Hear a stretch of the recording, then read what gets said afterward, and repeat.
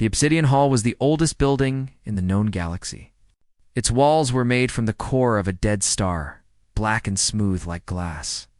For 10,000 years, the Galactic Council had met here to decide the fate of entire worlds. Today, they would decide the fate of Earth. 40-7 species sat in a great circle. Some were tall and thin like shadows. Others were made of crystal that sang when they moved. A few looked like insects the size of cars, and some had no solid form at all. They were the elder races, the first children of the stars. They had watched younger species rise and fall for millions of years. In the center of this circle stood a single human woman. Her name was Yuna. She was 34 years old.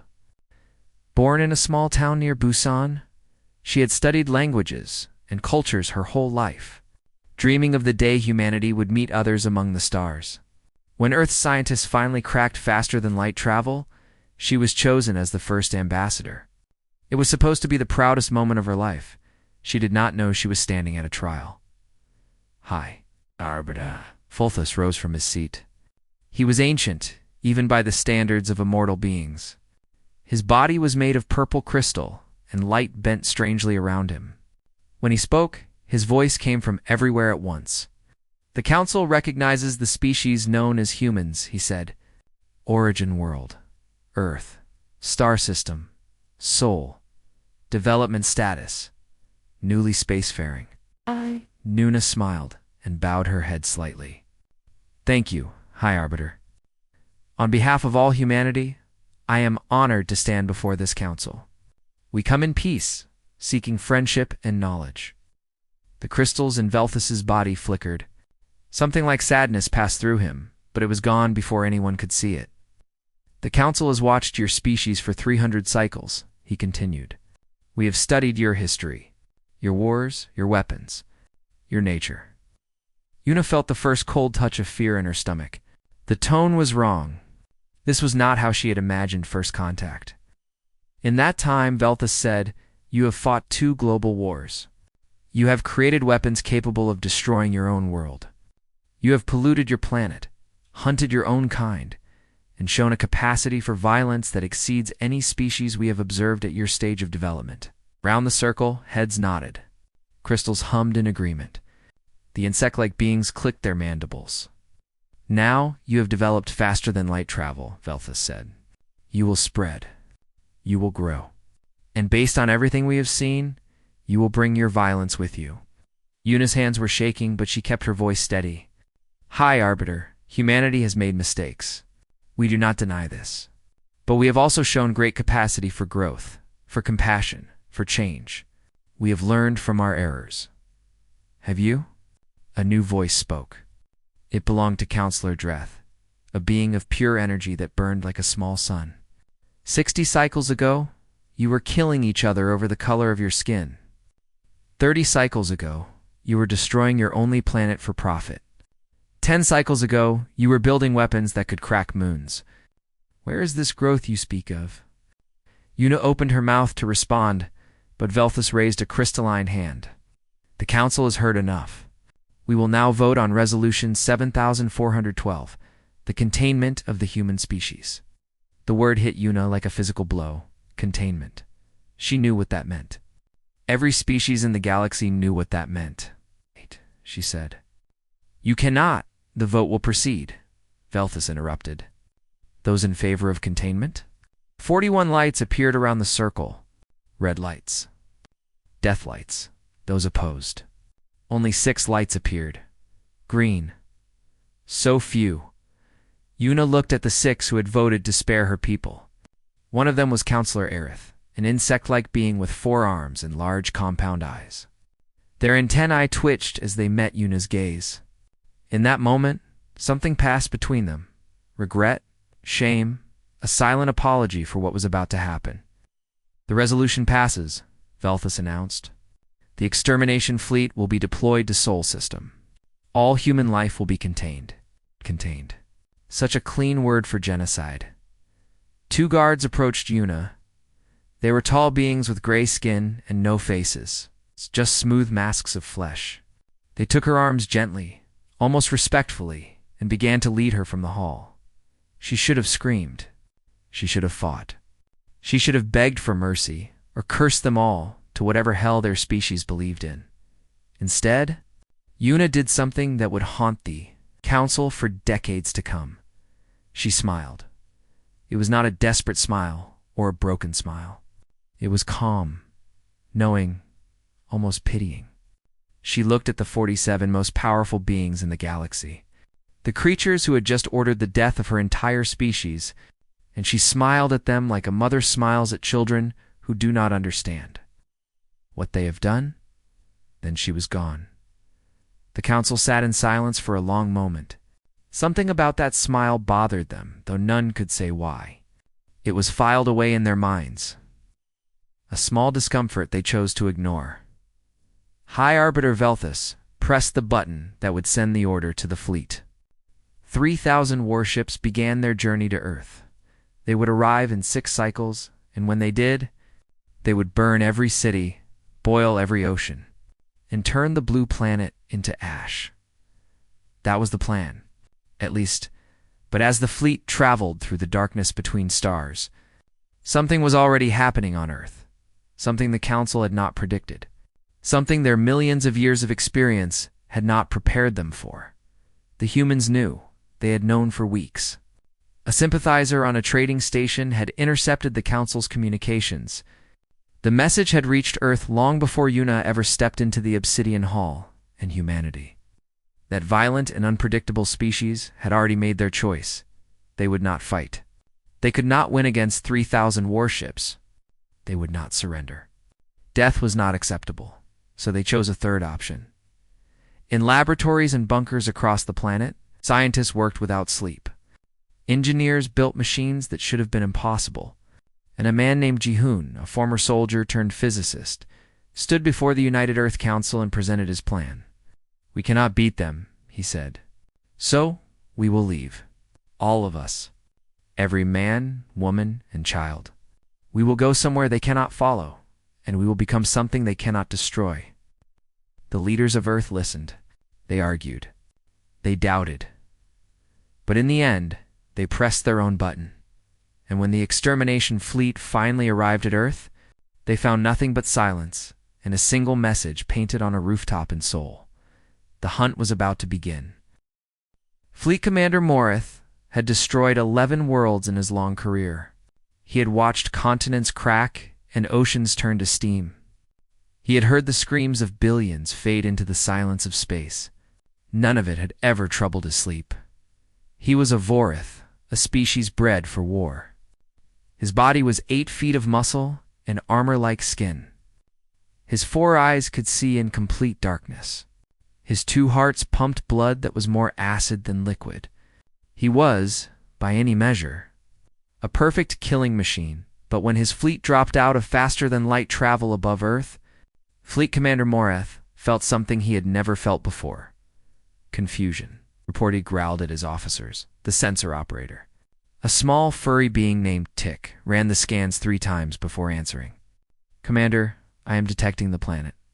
The cities are intact. The infrastructure is functional. Power grids are running. Communication satellites are active. And the humans?" Tick's first stood on end. "None, Commander. 0 life signs. Not one." Morath stared at the blue and green planet on his view screen. It was beautiful, he had to admit. The humans had chosen a nice world to die on. They are hiding, he decided. Underground bunkers. Shielded facilities.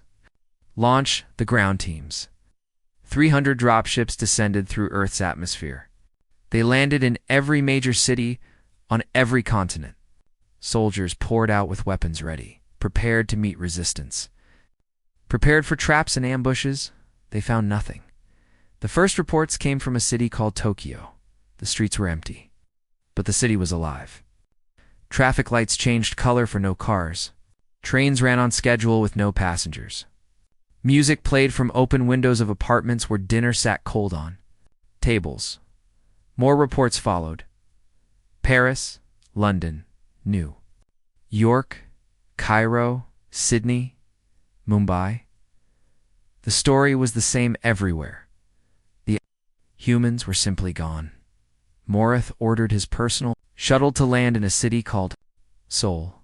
He wanted to see this mystery for himself.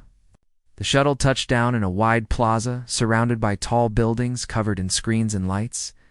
The screens were still playing advertisements for products no one would ever buy. He walked through the streets, with his guards around him. Every step echoed too loud in the silence. A child's toy lay on the sidewalk. A cup of coffee sat on a cafe table, still warm.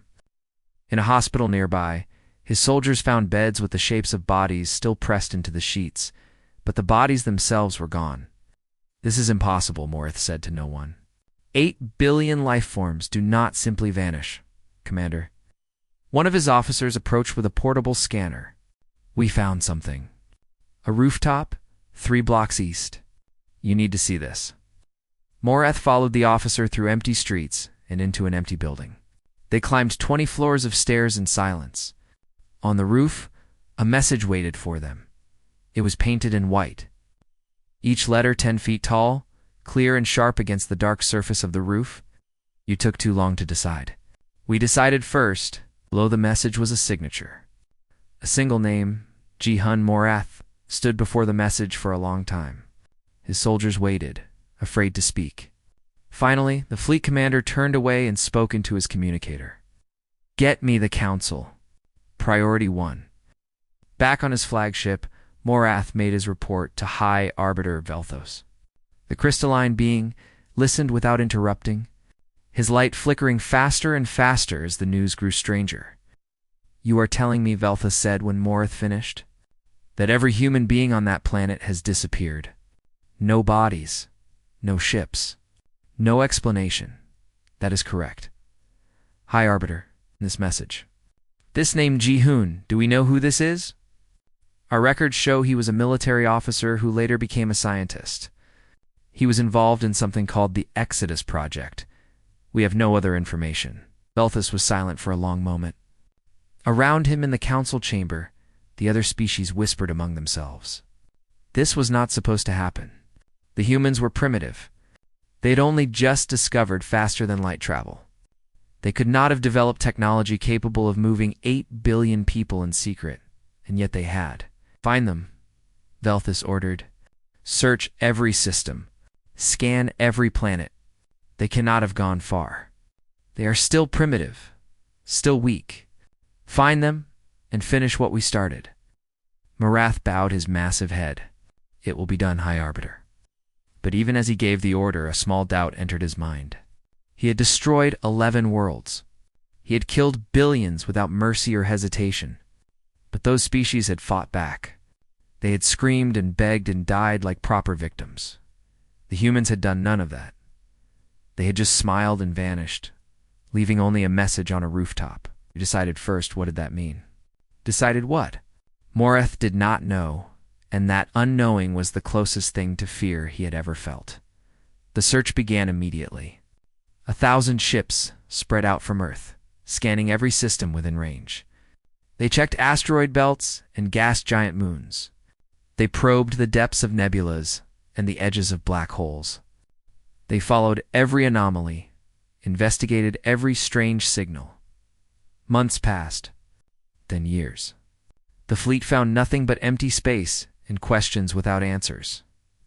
Meanwhile, back on Earth, the automated systems continued their lonely work. Trains ran on schedule. Streetlights turned on at dusk. The planet waited, perfectly preserved, as if its people had simply stepped out for a moment and would return any time now. But they did not return, and the Council, for the first time in 10,000 years, began to wonder if they had made a terrible mistake. Not because they felt guilt for ordering genocide. They had done that many times before. But because they had never failed before, they had never pressed the button and had their prey simply disappear. The humans were out there somewhere, planning something, becoming something, and the galaxy's eldest species. The masters of 1,000,000 worlds had no idea where to look.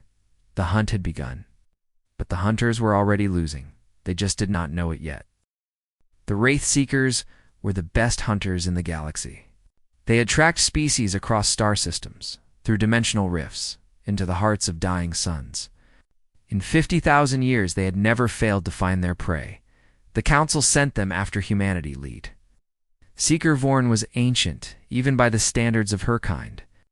Her body was thin and gray, built for speed and silence. Her eyes could see heat signatures through solid rock. Her ears could hear heartbeats from a mile away.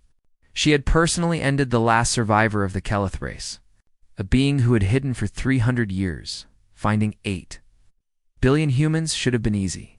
It was not. The first clue came from a trading station at the edge of explored space. A merchant reported seeing human ships passing through 6 months after the Exodus. They had not stopped to trade. They had not responded to hails. They had simply passed through like ghosts and vanished into the darkness beyond the star. Maps.vorn and her seekers followed the trail. Beyond the edge of known space, they found an abandoned station. It was human-built, made from materials the Council had never seen before. Inside, they found empty rooms, cold food, and another message. You are following shadows.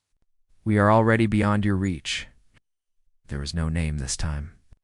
Just the words Vorn pressed on. The trail led deeper into unknown space, into regions where the stars grew thin and the darkness grew heavy. They found more abandoned stations.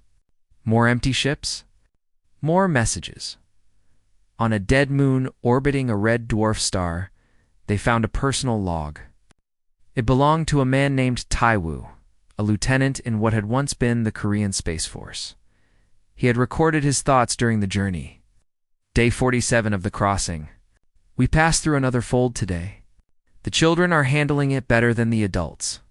They think it is a game, this jumping between spaces. They do not understand that we are running from gods. Day 89. The fleet commander spoke to us today. He said we are not running. We are preparing. Every day we are gone is a day we grow stronger. Every system we pass through teaches us something new. The Council thinks they know what we are. They are wrong. Day 134. We reached the construction site today. I cannot describe what I saw. Words are too small. We are building something out here in the dark. Something that will change everything. Something that will make them understand they should have left us alone. The log ended there. Vorn played it back a dozen times, trying to understand. Construction site. Building something? What were the humans making in the darkness between galaxies? She reported her findings to the Council. High Arbiter Velthus listened with growing unease. The humans had been gone for 5 cycles now. In that time, they had crossed distances that should have taken decades. They were using technology that should have been impossible for a species their age. Continue the hunt, Velthus ordered. Find them before whatever they are building is complete. Vorn obeyed. The trail led her further and further from known space, into a region of the universe that had never been mapped. Here, the laws of physics seemed different. Stars burned in colors that had no name. Planets orbited in patterns that made no sense. And everywhere the humans had left their mark. Empty research stations. Abandoned labs. Half-finished experiments. It was as if they were always one step ahead, packing up and leaving just before the seekers arrived. They were not running in panic. They were moving according to a plan. A schedule. Every abandoned site was cleared of useful information. Every message was carefully chosen to say just enough to taunt, never enough to reveal. After 10 cycles of hunting, Vorn found the largest abandoned station yet. It was built into an asteroid, hollowed out and filled with equipment she could not understand. In the central chamber, she found a message waiting for her. It was addressed to her by name. Lead Seeker Vorn. We know you are hunting us. We have watched you follow our trail for 10 cycles now. You are very skilled. In another universe, we might have been allies, but not this one. You wonder what we are building. You wonder why we left. You wonder if you can stop us. The answers are simple. We are building a future. We left because you gave us no choice. And no, you cannot stop us. Not anymore? Go back to your council. Tell them the hunt is over. Tell them to forget about humanity and live their lives in peace. We will not bother them. We will not seek revenge. We want only to be left alone. But if they continue to hunt us, if they keep sending ships and soldiers and seekers into the dark, then one day they will find us. And on that day, they will learn that the species they tried to destroy has become something they cannot comprehend. We were humans once. We are something else now. Something new? This is your only warning, Dr. Hannah, Research Director. Exodus Project Vorn stood in the empty chamber for a long time, reading the message again and again. Something in the words made her cold, in a way she had never felt before. She had hunted countless species. She had looked into the eyes of beings who knew they were about to die. She knew what fear looked like. This message was not fear, it was pity. The humans pitied the Council, pitied the greatest powers in the galaxy, as if they were children playing with fire. Too ignorant to know they were about to be burned, Vorn returned to the Council and delivered Dr. Hannah's message. The elder species argued for days about what to do. Some wanted to stop the hunt. Some wanted to send more ships. Some wanted to pretend the humans had never existed. In the end, they chose denial. They are bluffing, High Arbiter, Velthus declared. They are primitives hiding in the dark, trying to scare us with words. We are the Council. We have ruled this galaxy for 10,000 years. We will not be frightened by apes who learn to use tools. The hunt continued. But fewer ships came back. Fewer reports were filed. The darkness at the edge of the galaxy grew deeper and quieter. And somewhere in that darkness, humanity was waiting. Not running. Not hiding. Waiting. 50 cycles passed. In the time of the elder races, 50 cycles was nothing. A blink. A breath. Stars were born and died on longer scales. The Council had existed for 10,000 cycles. What was 50 more? But for the Council, these 50 cycles felt different. In the first decade after the Exodus, the hunt for humanity consumed everything. Ships disappeared into the darkness. Resources poured into the search. The greatest minds of 47 species worked day and night to find where the humans had gone. They found nothing. In the second decade, the hunt slowed. Ships were recalled. Resources were redirected. The official position of the Council was that humanity had fled so far that they were no longer a threat. They had removed themselves from the galaxy. Problem solved, but late at night, in quiet rooms. The elder species still wondered. By the third decade, most had stopped wondering. New crises demanded attention. A trade war between the Vorith and the crystalline kingdoms. A plague that swept through the outer systems. The usual business of empire. Humanity became a footnote in history books. A cautionary tale about primitive species that got lucky and ran away. The Obsidian Hall removed humans from the list of active threats. The extermination fleet was reassigned. Fleet Commander Morith retired and spent his final years staring at the stars, haunted by a message on a rooftop he could never forget. By the fourth decade, humanity was almost forgotten. Almost Counselor Irith had not forgotten. Irith was the insectoid who had voted against the extermination all those years ago. They had looked into Ambassador Yuna's eyes and seen something the others had missed. Not fear. Not surrender. Understanding. The human woman had understood something the Council did not. And that understanding had scared Aerith more than any weapon. While the other species moved on, Aerith kept watching. They built a private network of sensors and probes at the edge of known space. Pointing into the darkness where humanity had vanished, they analyzed every anomaly, every strange reading, every unexplained phenomenon. For 40 cycles, they found nothing. Then, in the 41st cycle, something changed. It started small. A star at the very edge of Irith's sensor range flickered. Not the normal flickering of stellar activity, but something else. Something artificial. As if something massive had passed between the star and state, Irith's probes. Irith logged the event and kept watching. More flickering followed. More stars. A pattern emerged. Something was moving out there in the dark. Something so large it blocked starlight. In the 45th cycle, Aerith detected gravitational waves. These were not the waves from colliding black holes or neutron stars. These waves were structured, rhythmic, like a heartbeat. Aerith presented their findings to the Council. Most dismissed it as sensor errors or natural phenomena, but a few listened. A few remembered the humans and the promise in Dr. Hannah's message. We are building a future. What kind of future needed structures large enough to block stars? The Council voted to send a probe. One small ship, unmanned, carrying only sensors and cameras. It would take 3 cycles to reach the source of the anomalies. Whatever it found would be transmitted back to the Council in real time. The probe launched. The Council waited 2 cycles later. The first images arrived. Aerith was alone in their chamber when the transmission came through. They almost did not believe what they were seeing. They ran diagnostic after diagnostic, convinced their equipment must be malfunctioning. It was not. The probe had found a structure. But calling it a structure was like calling an ocean a puddle. It was a ring, a perfect circle of metal and light, and it wrapped around a dying star. The star was red and swollen in the final stages of its life, and the ring was drinking its energy. Rivers of fire flowed from the star into the ring, feeding whatever lived inside. The ring was so large that planets could have orbited inside it. Millions of planets. Billions of beings could have lived on its inner surface. It was not a space station or a habitat. It was a world unto itself, a made thing that dwarfed anything the Council had ever built.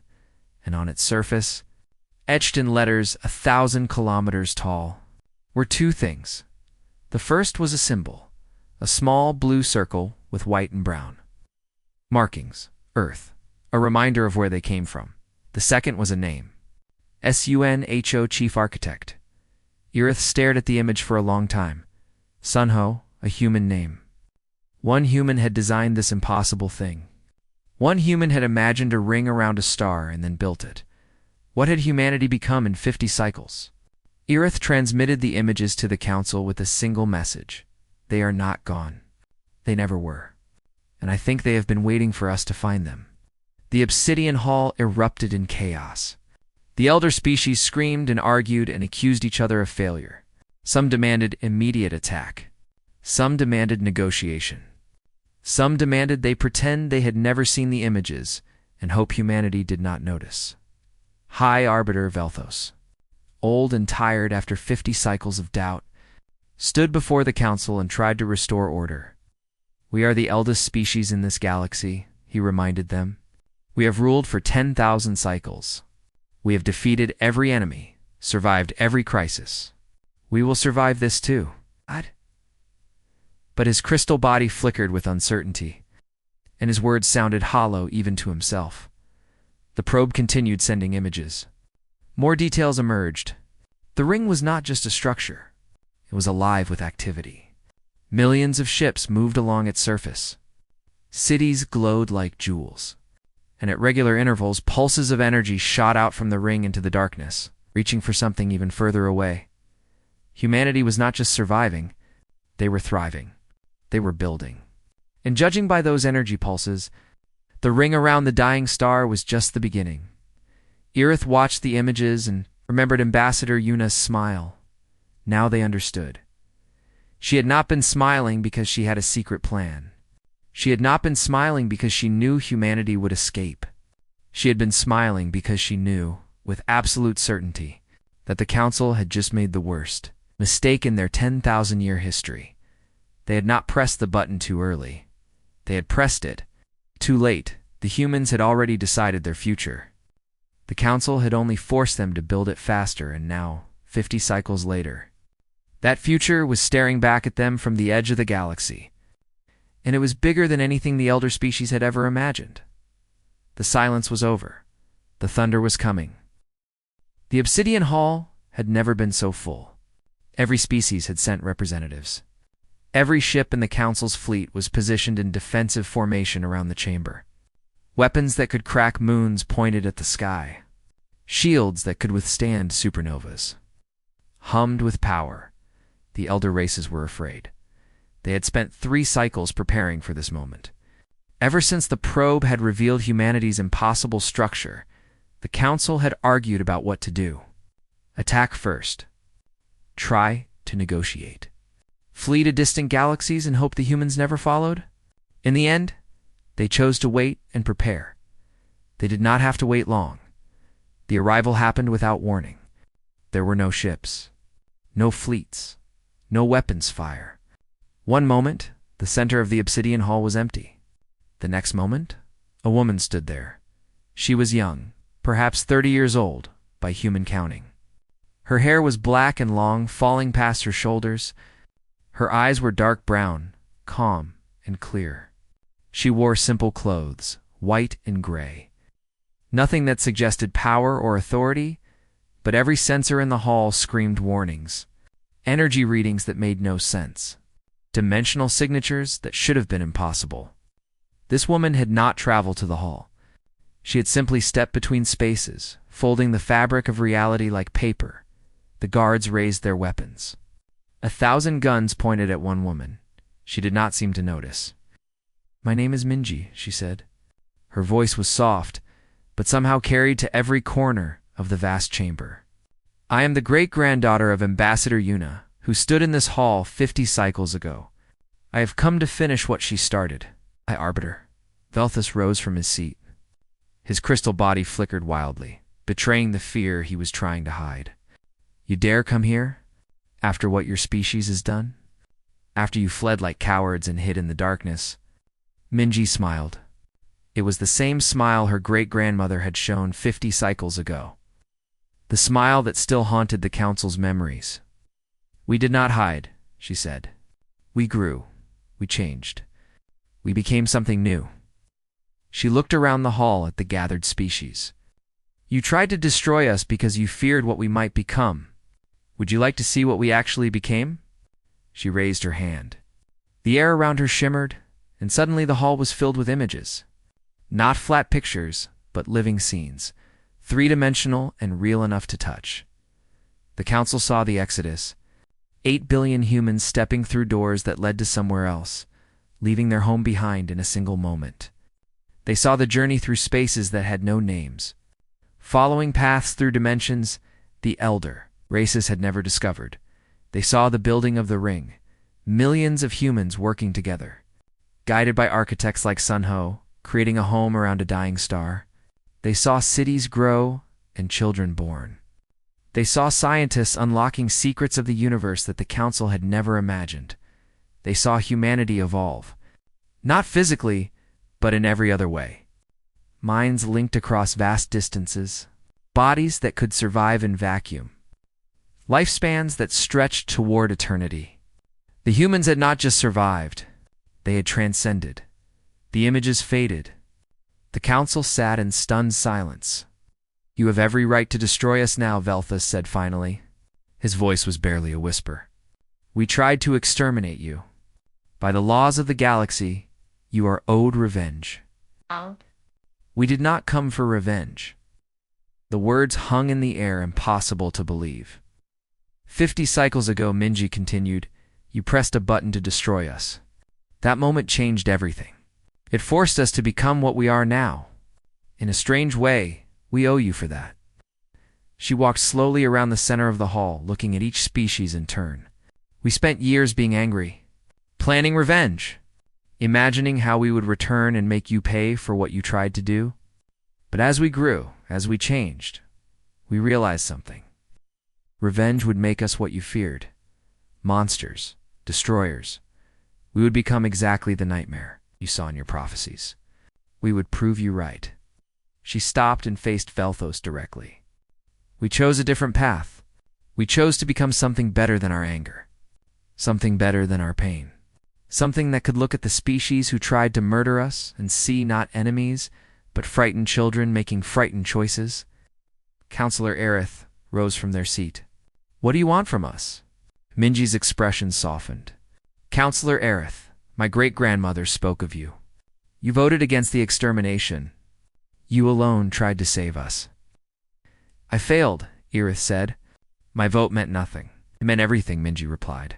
It proved that even among those who feared us, there was capacity for mercy, for wisdom, for growth. She turned to address the entire council. That is what we want from you now. Growth. She raised her hand again. This time, a small sphere of light appeared above her palm. It pulsed with colors the council had never seen. This is knowledge, she said. Everything we have learned in 50 cycles. Technology, science, philosophy, medicine, dimensional engineering. The secrets of the universe that we have unlocked. We offer it to you freely, without condition. Shocked murmurs rippled through the hall. Free knowledge? From the species they had tried to destroy? Why? Velthus asked. The word was barely a sound. Why would you give us anything? Minji closed her hand around the sphere. Because 50 cycles ago you showed us who you were. Afraid, cruel, quick to destroy what you did not understand. But 50 cycles is a long time. Long enough to change. Long enough to grow. Long enough to become something better. She walked toward Velthus until she stood directly before the ancient being. You pressed the button too late to destroy us.